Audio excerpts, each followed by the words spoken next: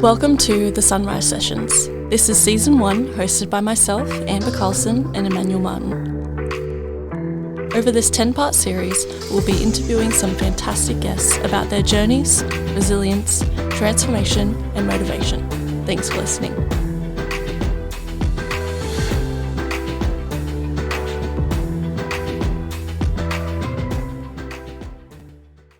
Hi everybody, this is part 5 of season 1, and you have no idea how excited me and Amber are sitting in front of Bob Turner, the legendary Bob Turner, that is a hero of mine. He's been really kind enough to come to this podcast, and really thank you, Bob, for being here. But before I get into it, I just want to give you my story about Bob before we really talk about the legend himself. Okay, and I'm sure you've heard this story many times, but it has to be repeated because it's a meaning behind this story that when people seek something, it usually comes their way eventually. So going back, my understanding of Bob Turner was back in the early 90s when I was wearing a hypercolor T-shirt and had a flat top with a rat's tail haircut in the back. Being an Indian kid, we were into cricket and hockey. That's what normally Indians are into. But this game of basketball was kind of alien to me because Indians don't really play basketball. But then a few nights on Saturday nights, I used to remember putting the TV on and watching basketball. And because I'm from Sydney, Sydney Kings became very much my favorite because Sydney Kings, right? But then I thought, I was watching all my favorite players there. And then there was this guy who didn't look like a coach to me because he didn't look as tall as the other guys did, a different color to most of them. But he seemed, these amazing basketballers were listening to this guy during every single break, and he used to lay down the law, he used to get very animated. And I went, who is this guy? He must be someone really special to actually control this group of big guys, And it turned out his name was Bob Turner. And then for the next 3 years, you don't know this, Bob, but I used to follow the Sydney Kings around and used to always watch you. Got photographs and, there was a poster in my bedroom of the team with you were in there. This is like 1990s, It's early like 90s. Groupie, like King's groupie. Yeah. And cut a long story short, wind back all those years. We end up at Breed. I don't know what year it was like 5 years ago, maybe 5-6 years ago. That's right. Yeah. I turn up to Breed, which is where we are at the moment, and I was presenting on franchising, which I know I love talking about. And in the back of the room walks this guy that I recognize when I'm doing this little presentation. I was with a guy called Aaron. We were just getting into franchising, and then this figure that walks in. He looked a little bit different to the last time I saw him because Bob was known for his moustache, and I don't think he had that prominent moustache at the time. This would have been 20 years later, more than 20 years later. Yeah, it was. Right? And there is Bob Turner in this Western Sydney event, middle of nowhere, and I'm speaking and Bob's watching me. So I got really excited and I couldn't really finish it properly because I was thinking about Bob. It's a full circle moment. Full circle. No, the reason I'm saying this is because Bob was in my thoughts in a nice way, and I looked up to him, and there was many years later that I had an opportunity to be part of the same, room with him. Mm.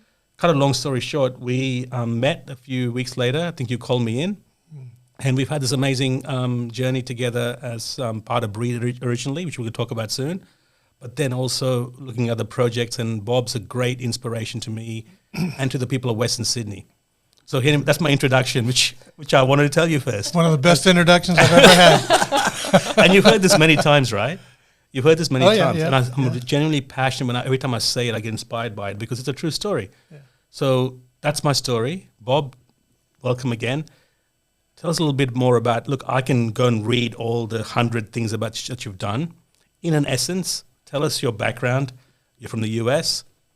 And tell us where, 2 minutes if you can, to coming to Australia to where you are now.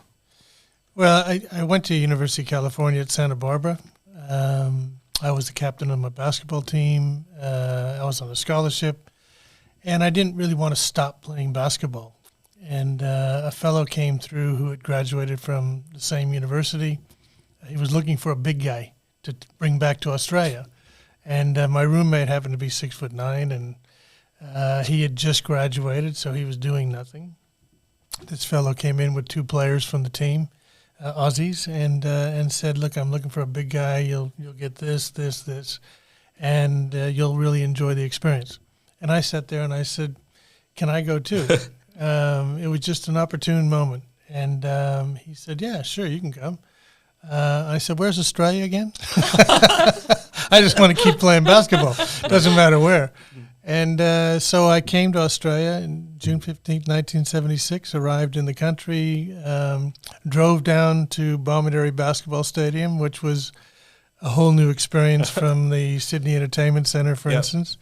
And that started my journey.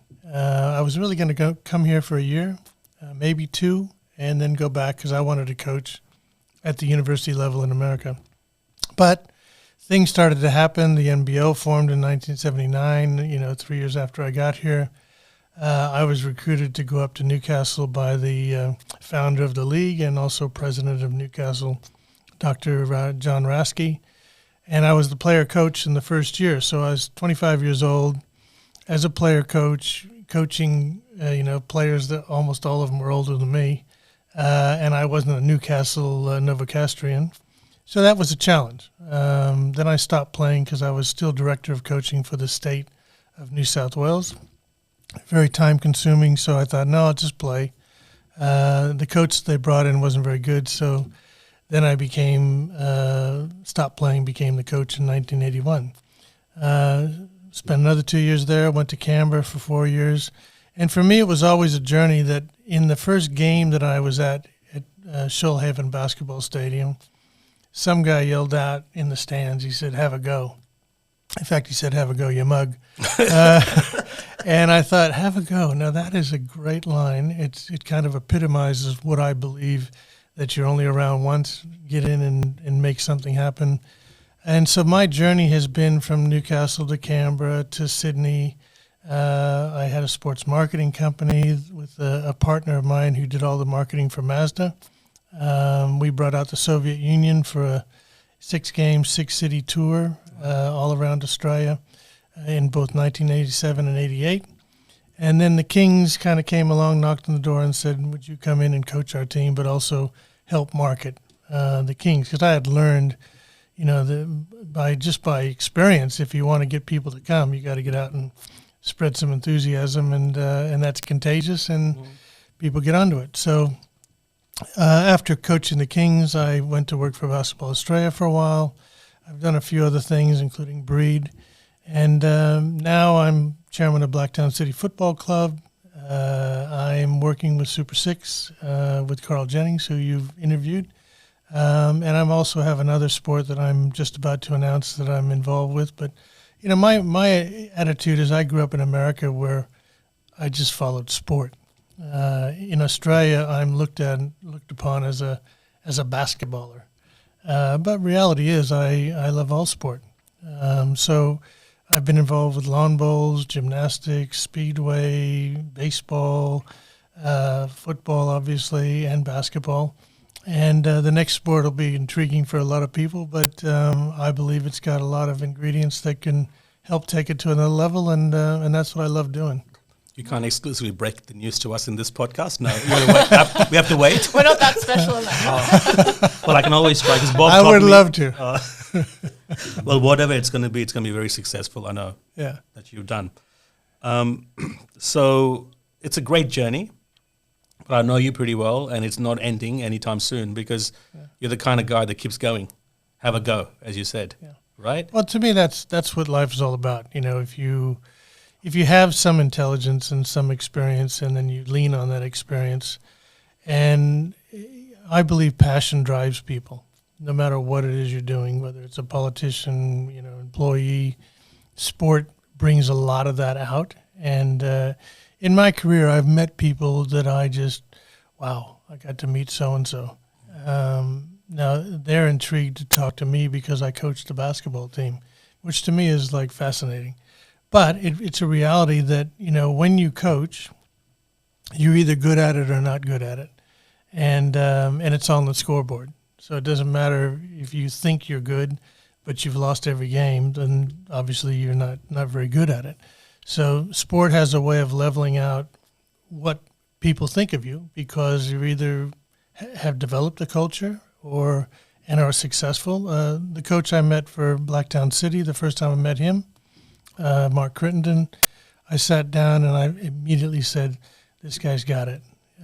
He understands what he's doing. He's got a culture, and he sticks to that culture. And if you want to play for Blacktown City, this is what you'll do, and this is how you'll react, and this is how you'll play. And if you don't want to, go somewhere else, and we'll keep building. And that to me is so important in developing culture in anything, whether it's a business, whether you have 1 employee, 10 employees, 30 employees. It's what it's all about, to develop that culture that says, I want to work here, and I like working here, and I feel valued. Talk about leadership. Let's talk about leadership. Because I know I see you as a leader, an inspirational leader, right? There are different types. Mm-hmm. You don't have to say much when you're a leader. People feel the vibe, and they'll follow you, and you're smiling. You get it. You know, you've done this before. Yeah. So tell us the secrets of leadership. Like, if someone wants to be a great leader, is it already built into them, or you can learn it? And if you can learn it, what kind of things do you need to do to be a modern day leader? Honesty is probably the number one thing that comes to my mind. But when I grew up, I was an okay player. I was a swimmer, and I loved swimming because you could go forever, and it was just you in the pool, and your times would come down as to how much work you put into it. When I came to Australia, I always wanted to coach basketball. I mean, that's what I really wanted to do. And so I came to Australia just to play for a year or two and then go back, as I said earlier. The difference was, as soon as I got here, I could see this is a really opportune time in Australian basketball's life, and I can make a difference. The thing that drove me was the passion for the game and the passion to have other people appreciate the game. So, in our first game, there wasn't a whole lot of people watching us play. I thought, how do you fix that? Well, if you're passionate, enthusiastic, get out and tell people. The product is good, and I knew the product was good, and people would enjoy it if they came. So that to me is the first thing just in leadership is, do you enjoy what you do, and is your passion transferable? Once you have that, then it's a matter of being honest with the people you deal with, because and if you don't try and help people genuinely, they read it. And the other thing about being a leader is anybody who tells you I'm a leader is not much of a leader, because they're trying to convince themselves that they're a leader rather than just doing it. So I don't ever have to say, I can say I was a head coach for 20 odd years. To me, my assistant coaches were just as valuable because they helped me. My team doctor, my physios, whoever was involved in the club, they were all critically important and needed to have recognition of that, because if they did have recognition, then they believed that they would contribute to the club. So it's the same in business, the same in, I've met a lot of CEOs, a lot of GMs, and sometimes you look at them and you go, do you really understand? Have you ever talked to your workers? Have you ever talked to the people that work with you or for you? And half the time they don't, because they just don't understand the reaction of how to get people motivated to work together. So in coaching basketball, I've had so many opportunities to go out and speak on teamwork, motivation, how do you build a culture. To me, you can't lie about it. It's, you either want to do it, you understand how to do it, and then you go out and do it. And that to me is what leadership's all about. Fantastic. So tell us the story, more about Sydney Kings again. I'm quite interested. How did you transform the Sydney Kings? The easiest thing for me was I had done it in Newcastle. So we became the number one team in the NBL, sellout crowds. We actually put closed-circuit television on the backcourts so people would feel the atmosphere and still watch the game live. Then I went to Canberra, and I went to Canberra because that was the only team in the competition that played in a stadium that sat more than 1,500, 2,000 people. It wasn't a tin shed. It was called the National Indoor Sports Center at Bruce. I nicknamed it the Palace, and it became sellouts every game, 4,500 for 4 years in a row. We happened to win some championships, which helped drive the interest and stuff. But in Canberra, it was like get the media on side, get the people on side. I spoke at more Lions clubs, Rotaries, you name it, just to tell them who we were, and got out and about. I had come to Sydney in 1988 when the Kings were formed, but I was doing the television broadcast. So I wasn't coaching. Yes, I I had remember. a sports marketing company down in Melbourne.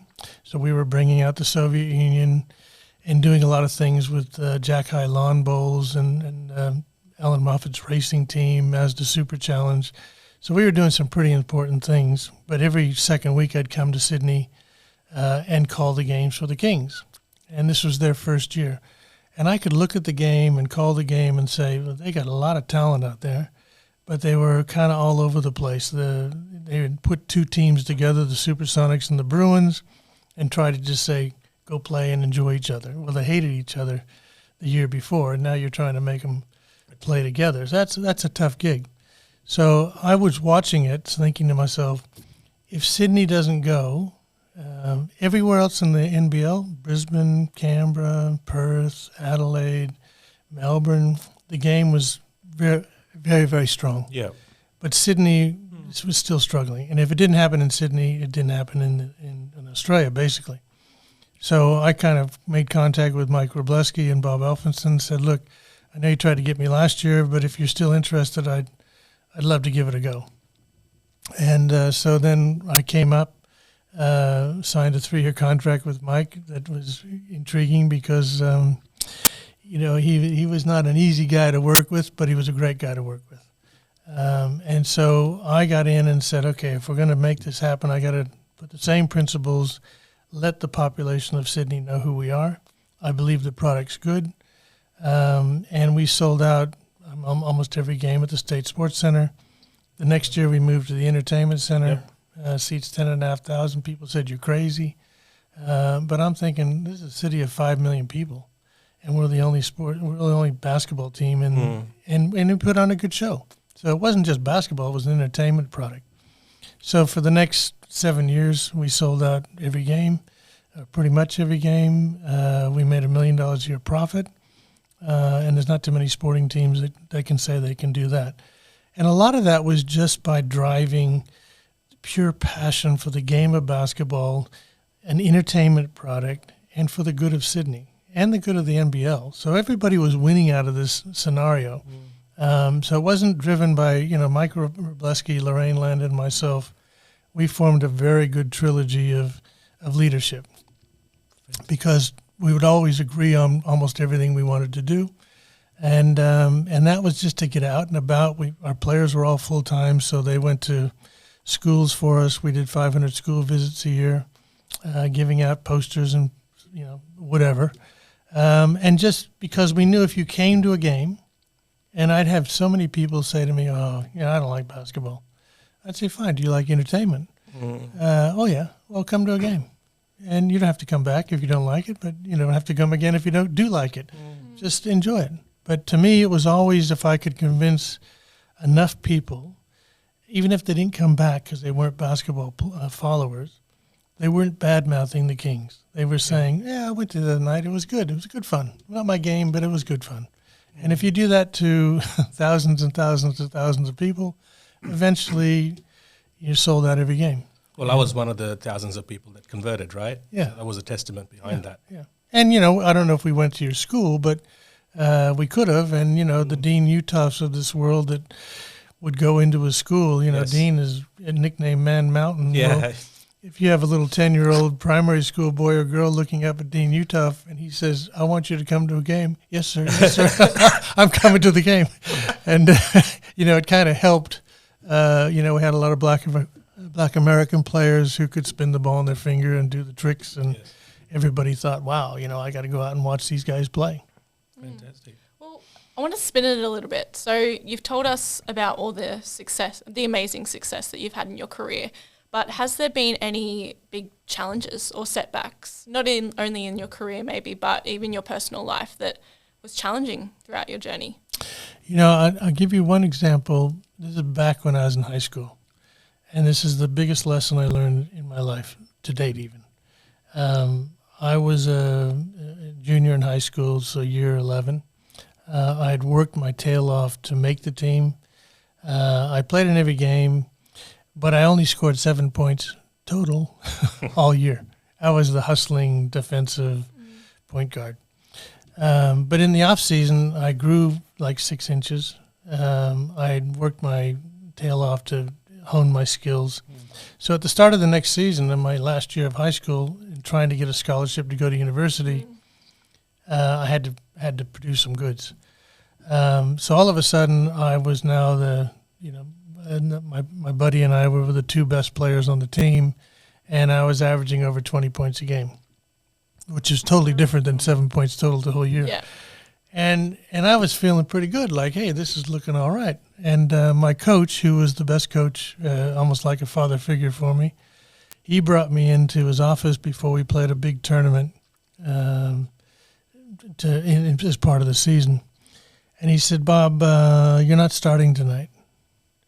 And I looked at him and I said, oh, okay. He said, as a matter of fact, I'm thinking of kicking you off the team. And I looked at him. I had tears in my eyes. This is everything I'd been working for. What do you mean? What's the issue? He said, your attitude. Your attitude has changed. You think you're good.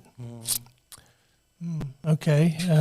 So he said, I'm going to watch and see how you respond. And if you respond the way I hope you do, okay, you'll keep playing. Well, that night we played. I came off the bench. I had more floor burns, and I hustled and scrapped. I didn't give a heck if I scored a bucket or not. We were going to win the game, and that changed my life because it made me realize, you can be successful, but if you start thinking you're successful, the slide is pretty quick. Yeah. But he also taught me that it didn't matter who you were, like our Blacktown City coach. It doesn't matter who you are. If you're not towing the line and adhering to the culture, well, then, we don't need you because the culture and the team is far more important. So as a head coach, some of the difficult times is when you have a player that is not working out. He might be your best. I've 3 or 4 times I've taken my best player and let him go. And people look at you, were you crazy? Dwayne McClain was one, Dave Nelson in Canberra. And people would look at you and say, you can't do that. And I say, yes, I can, because the Kings are far more important than me, Mike Wroblewski, Dwayne McClain. Doesn't matter who it is. And if we're not working together, it's not going to work. So that to me is difficult things as a head coach, because you had to make decisions based on what you were trying to do to develop the right culture. Yeah. And if you let that player go, you were going to wear it. Mm-hmm. And I still have a lot of players who resent that I coached them because they didn't quite make it, and it must be my fault. But that's what you do as a coach. Well, it's been interesting. Humility has been a big theme. Even like you mentioned it, and even the previous couple of people have mentioned it. Sessions have mentioned how important humility is on your journey. Well, you had Carl in here before. Yeah. I mean, Super 6 is all about the 6 principles in his mind of what it takes to be successful. And that's not being, like the best in the world. It's just being successful at what you're attempting to do at to the level that you think or you can get to. And so those principles, the last one is hard work, but everybody can work hard. Yep. But it is that humility of being, and I've met thousands and thousands of people in my days, and the ones I look up to are the ones that don't tell you how good they are. They're the ones that just do it. Yep. And you look at them and you go, wow, this guy, this girl really has talent, is a leader, but doesn't have to say they're a leader. And that's why if I ever hear someone says, well, I'm a leader, I question that. So you're very passionate about Western Sydney. We're happy to actually have you here because you don't actually live in this area of Blacktown. Yeah. What drew you towards, I know you did some work with Breed, and Breed, we're very lucky to have you because, you get this very experienced leader who has a great marketer to come into Breed. Yeah. What drove you, How did you come out towards this side of Sydney? Was this Well, opportunity? I live in West Pennant Hills, so it's Yeah. not too far. But it was interesting because I brought the Kings back in 2010. So I had put a team in Singapore to play in the Australian Slingers. League, the Singapore Slingers. And that was a bit of an adventure. So, that was a tough ask. But they're still going. It's probably it's the only professional sports team in all of Singapore. And they're still going, playing in the ASEAN Basketball League that we developed so they could play in something different than Australia. But when I came back and there was no Kings in 2010, I thought, well, you got to have a team in Sydney in the NBL. So I had a fellow who said, I'll fund some of it. You go out and find the rest. And I had 15 guys that I had found to put some money in so we could get the Kings back on the court. So in August, I was working out of my home. I'd just come back from Singapore. I'm trying to pull all this together. We needed a floor. We needed backboards. We needed a scoreboard. We're going to play at the entertainment center. We needed a team, needed a coach. This is in July, August. Yeah. In October, in the middle of October, we put our first game on at the entertainment center, sold out 10,500, and the Kings were back. The difficulty is if you have 15 shareholders who all want to be owners, and, it's their money, things get a little bit tough to be able to do that. And I thought to myself, this is not going to be easy. So after a year, I thought, okay, well, they're back on the court. Everything's fine. You guys own it. I don't have any money invested. I'll go off and do something else. Well, the Australian Baseball New South Wales called me up and said, can you come and give us some advice? We play out of Blacktown International Sports Park. Yeah, sure. I love baseball. Let me come out and have a chat to you guys. And they said, oh, by the way, Major League Baseball owns the league in Australia. Ooh, that's intriguing. It's like saying the NBA owns the NBL. So I thought, well, that's a huge plus. So I drove out to Blacktown International Sports Park, met the people from both the Blue Sox and the Baseball New South Wales, and we started to chat about, what could happen. I thought, well, I'll give this a go. And so they said, okay, you're chairman of the Blue Sox, and you'll be an advisor to Baseball New South Wales. I said, okay. And what I found in that first year in particular is that the misconception, Blacktown as a city is probably the most misunderstood city in Australia, even today, because everybody hears the name Blacktown, they go, ooh, So I would say to people, come out and watch us play. Now, with Major League Baseball's involvement, the quality of the game was exceptional. Our first baseman, my second year, is the cleanup hitter for the Philadelphia Phillies, who were in the almost going to the World Series. So we had good talent. So I knew I could sell this thing because the quality is there. Well, people would say, oh, I love baseball. Where do you play? Blacktown. Oh, no, I don't go to Blacktown. What do you mean you don't go to Blacktown? Well, you get killed in Blacktown. You're kidding me. I said, you live in Castle Hill. It's 10 minutes away. You live in Norwest. It's 5 minutes away. Oh, no, I don't go. And I thought, well, that's intriguing. Now, I had heard things like, Blacktown, Mount Druitt, Struggle Street, SBS put on a show that, That's right, a while ago. and it just added to that negativity about Blacktown. And so I met the mayor, met a lot of the councilors, met other people involved in the city, and realized, this is pretty good. Now my daughter then built a house in Stonecutters Ridge, where you live, and now you go there and you look at the houses. They're all multi-million-dollar homes. They're beautiful.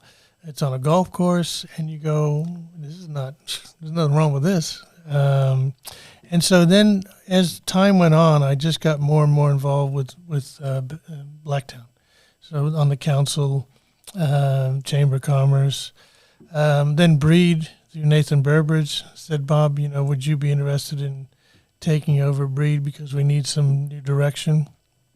I thought, yeah, that sounds interesting. And they had been doing a lot of good work with youth, and then we tried to take the small business concept and expand a little bit. So we put an office in Temora as a starting gap. And, that's a tough gig, as you know. It's not easy to branch out. But you get in and have a go because the principals are there.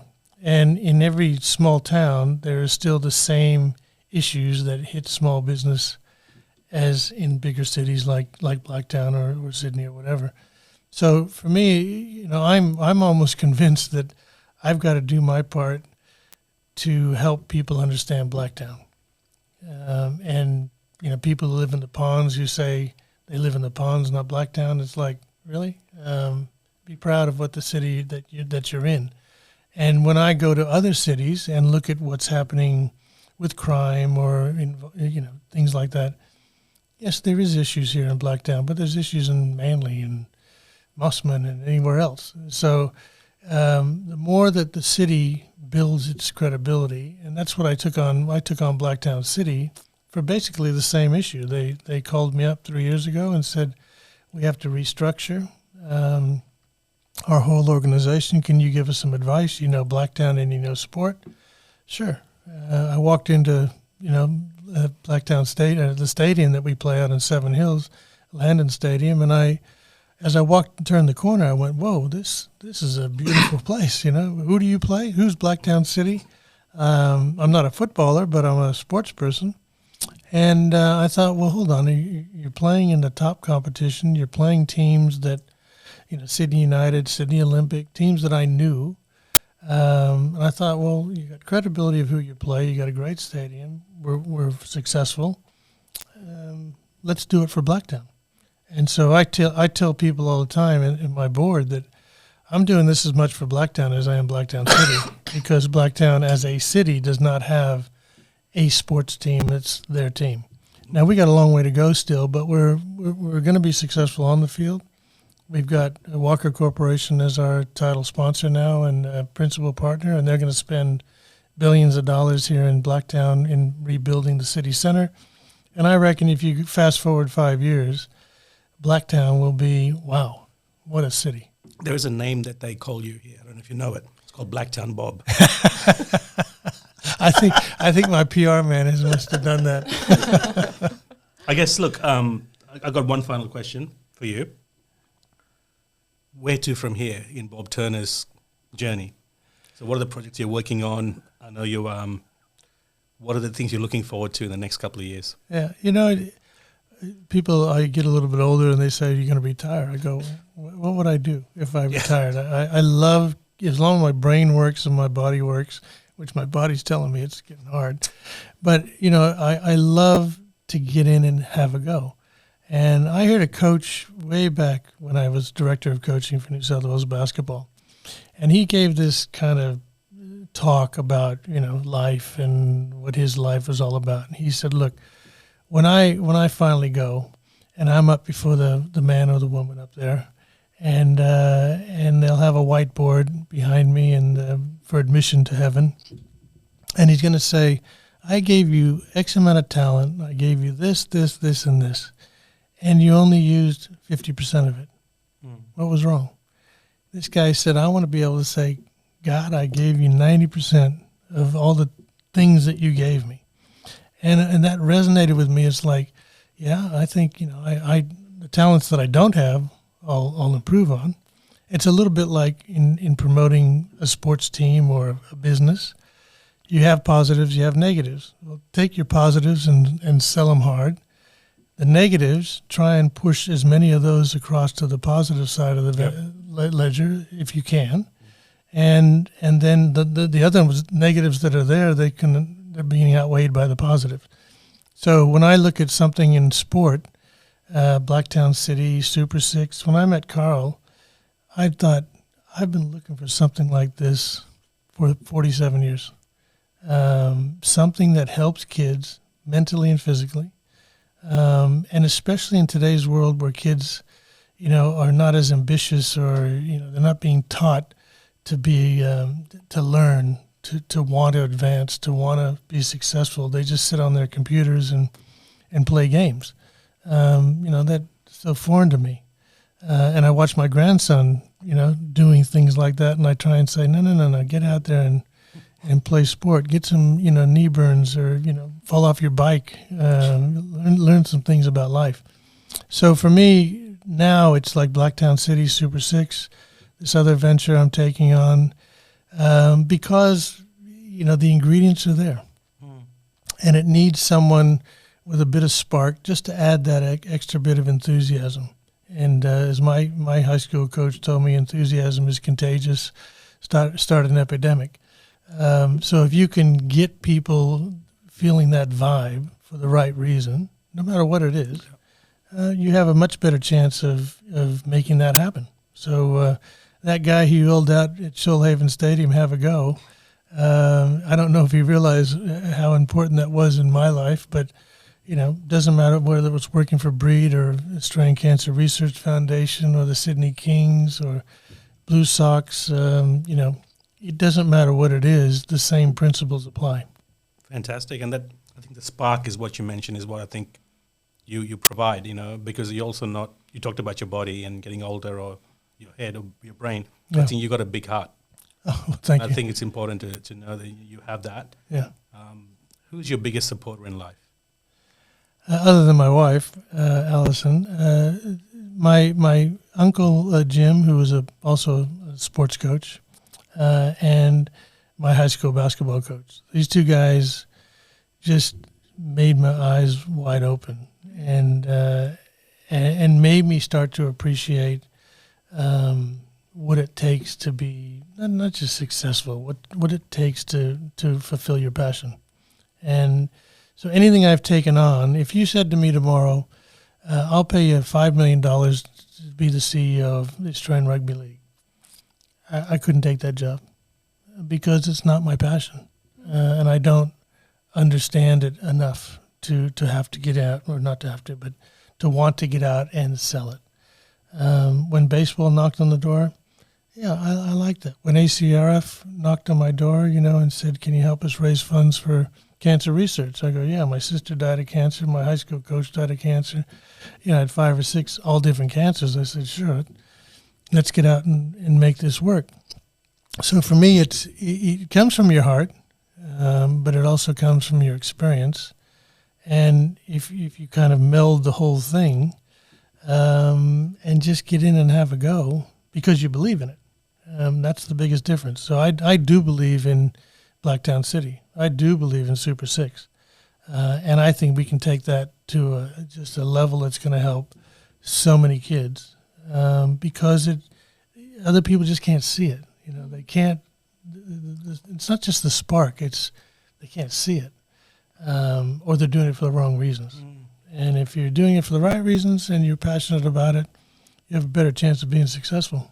And I think whatever you put your thoughts towards, Bob, especially Super 6, I think it's going to be an amazing success. First of all, look, I'm really excited, and thank you for being part of this podcast. Our first season 1, and it's called the Sunrise Sessions. That's the name we've named it. Yeah. And it's it's good to see someone like you that's providing so much inspiration for us, but also Western Sydney. Yeah. I think it's so important. And I think what you guys are doing at Breed, like I had my time, and now you're taking it to the next level.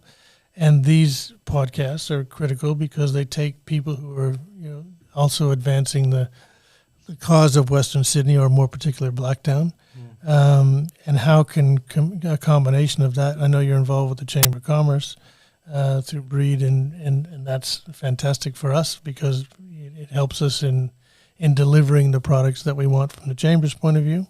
So if we all work this together, and we're all for the same reasons, that we want to build Blacktown. I know the mayor of Blacktown and the CEO of Blacktown, Kerry Robinson, they're passionate about Blacktown.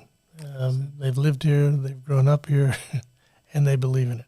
That's right. And things are going to happen in this city. Ah, fantastic. So thank you, Blacktown Bob and Mr. Bob Turner. I really appreciate it. You being My here. pleasure. Thanks for having me. Thank you for coming, Bob. Thank you. you. My pleasure.